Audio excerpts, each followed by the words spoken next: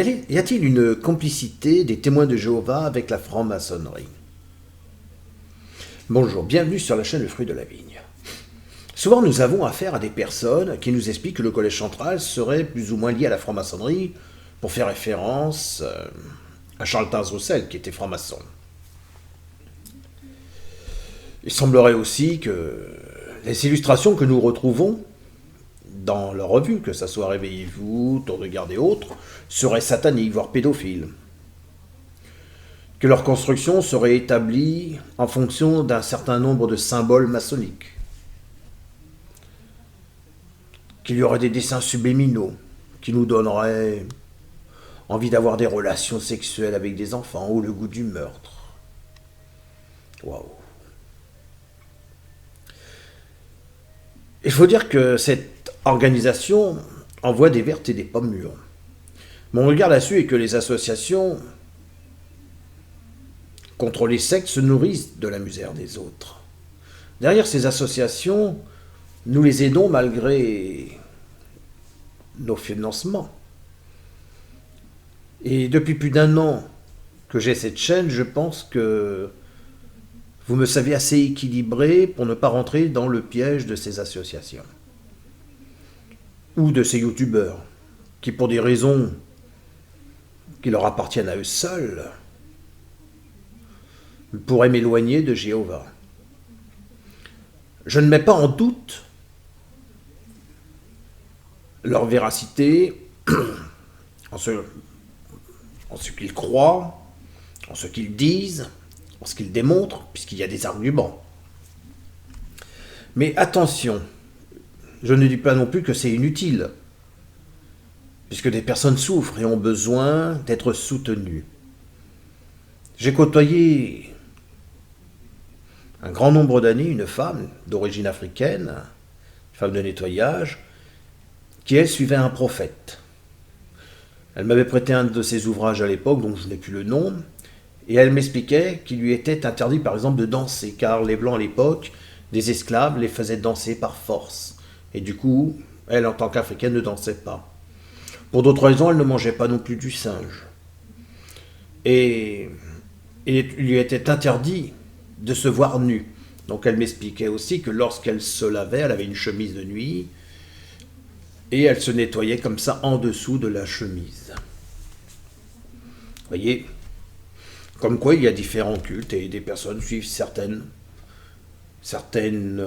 formes religieuses. Nous faisons beaucoup d'amalgames. Nous ouvrons un sac et le remplissons de tous les mots.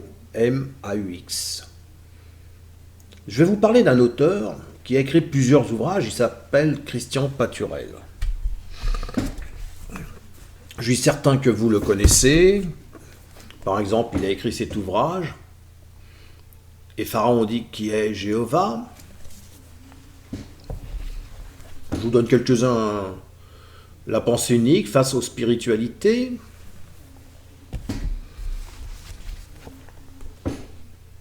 Secte et religion. Et du moins secte, religion et liberté publique. Et celui-là qui est vraiment étonnant, fait en 2017, la France, ses sectes, la franc-maçonnerie et le terrorisme islamiste. Pardon.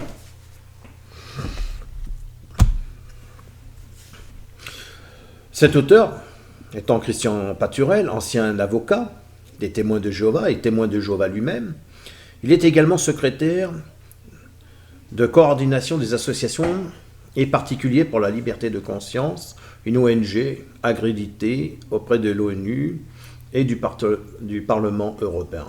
Comme quoi, ils ont une bonne base.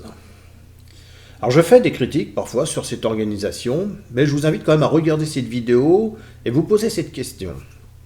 Les témoins de Jéhovah sont-ils au service de la franc-maçonnerie? Cette vidéo parle de Christian Paturel et c'est lui-même qui va s'exprimer. Voilà, moi je vous laisse regarder cette vidéo, vous pourrez prendre acte et après faire des commentaires et en discuter même entre vous, pourquoi pas. Voilà, moi je vous dis à bientôt pour une prochaine vidéo. Au revoir.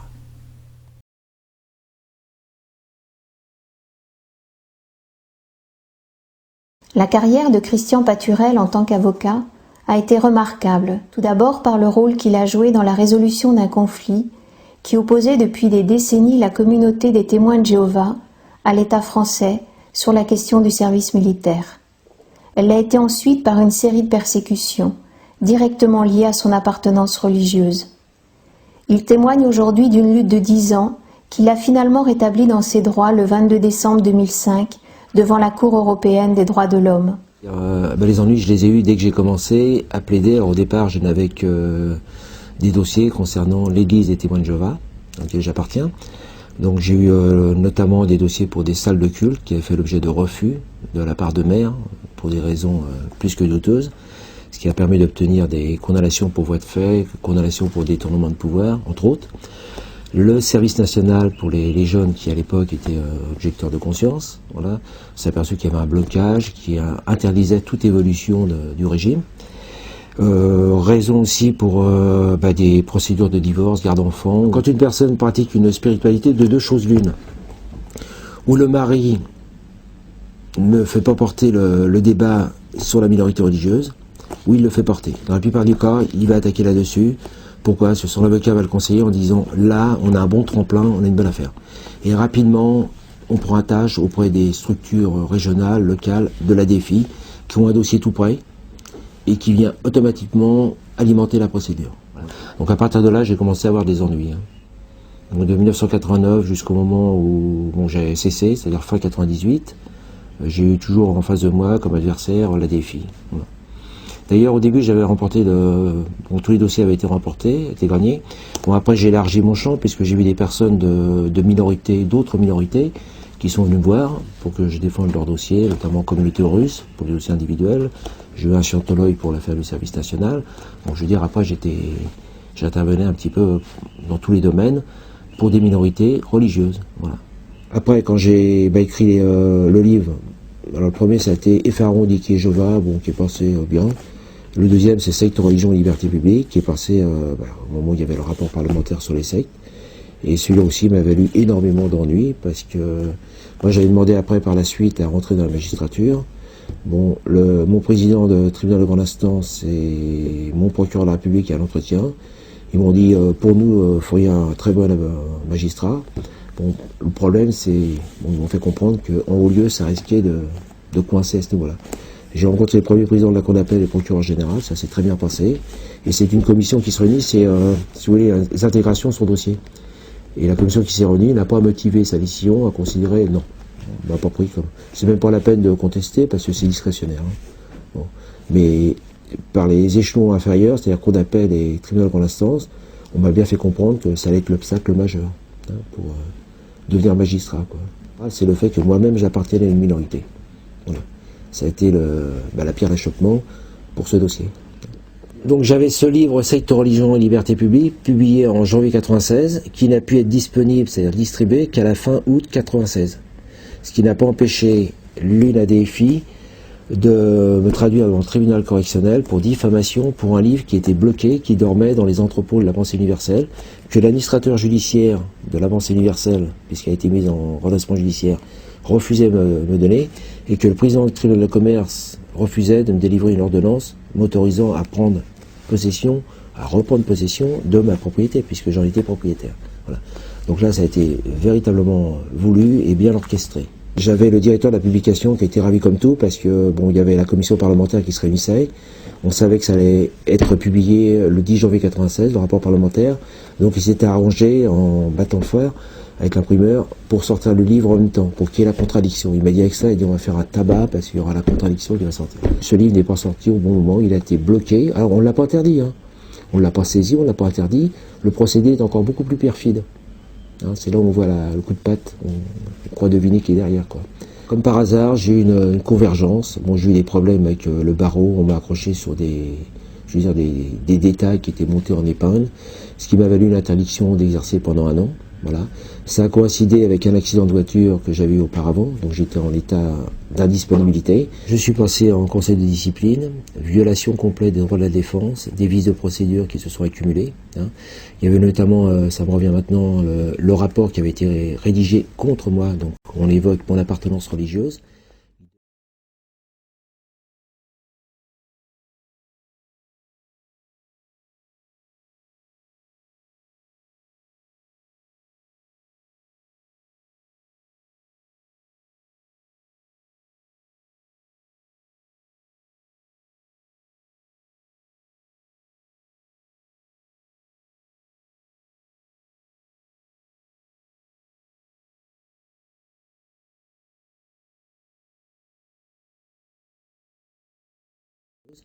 Il devait être dans le dossier qui est à disposition de l'avocat poursuivi.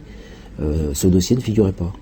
C'est mes deux collègues qui étaient chargés donc d'apporter un peu la contradiction, qui me l'ont montré pour la première fois, quelques jours avant de passer en conseil de discipline, qui me l'ont fait lire et qui étaient gênés compte tenu de l'évocation de mon appartenance religieuse. Le bâtonnier a poursuivi et en même temps a présidé le conseil de l'ordre et a participé au vote. Les deux rapporteurs que j'avais, deux francs-maçons, m'ont littéralement assassiné en évoquant continuellement mon appartenance religieuse, voilà, et un a participé au débat aussi, voilà. Inversement, ceux qui étaient chargés d'apporter un petit peu la contradiction, de faire ont pu exposer, mais n'ont pas pu participer au vote. Alors j'avais fait appel, et c'est là où on m'a fait un chantage absolument lamentable. On m'a dit, le bâtonnier m'a appelé, il m'a dit, écoute, tu as mis en vente ton cabinet, bon, nous, on doit se prononcer là-dessus.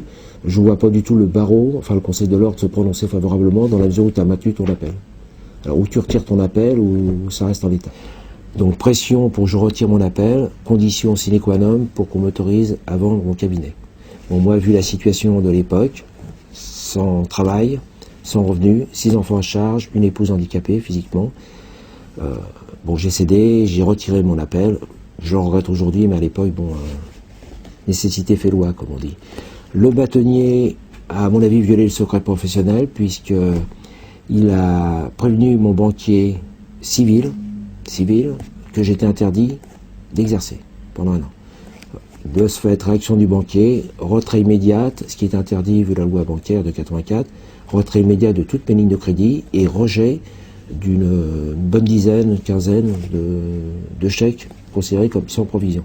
Qu'il fallait que j'honore très vite, à défaut j'étais mis en interdit bancaire. Voilà. Le même jour, l'huissier vient frapper à ma porte en me présentant un commandement de payer à la demande de l'UNADEFI qui faisait exécuter l'arrêt de la Cour d'appel de Paris qui confirmait ma condamnation pour diffamation et m'obligeait à payer 45 000 francs à l'époque. Alors je peux dire que bon, sur le plan humain ça fait très mal, on a l'impression d'être un boxeur qui a mis un genou par terre, qui sonnait, voilà. Mon épouse s'en est toujours pas remise. Hein, dès qu'on évoque cette période, elle tombe en pleurs. Hein. Et au niveau familial, ça a été une véritable dislocation familiale. Bon, mes enfants n'ont pas tourné à la délinquance. J'ai quand même à l'époque, j'en avais quand même 2 qui étaient pompiers volontaires, donc qui se dévouaient pour la communauté nationale, comme on dit, absolument écœurés de voir le fonctionnement de l'institution française, de la démocratie française. Ils étaient écœurés, ils avaient arrêté pendant le moment d'exercer leur volontariat. Bon, après, ils se sont ressaisis, j'aurais expliqué que bon, ça n'avait absolument rien à voir, mais que, je veux dire, bon, la famille en a énormément souffert sur le plan humain. Hein. Il y a encore des séquelles. Hein. Donc, cassation, ça a été balayé en 3 lignes.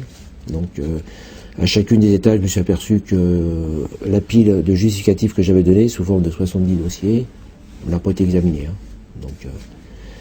Donc, je suis monté en Cour européenne. Voilà. Donc, Cour européenne, je l'ai entamé en décembre 99 et ça a mis 6 ans puisque l'État français n'était pas tellement rapide pour répondre aux conclusions. Voilà.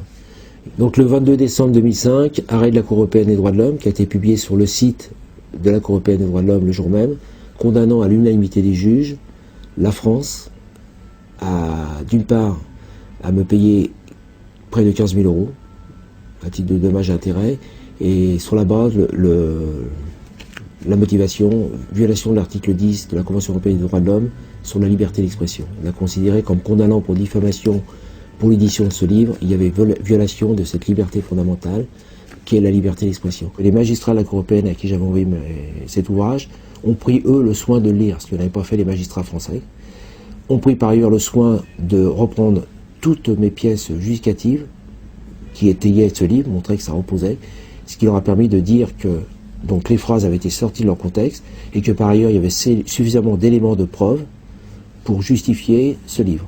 Voilà.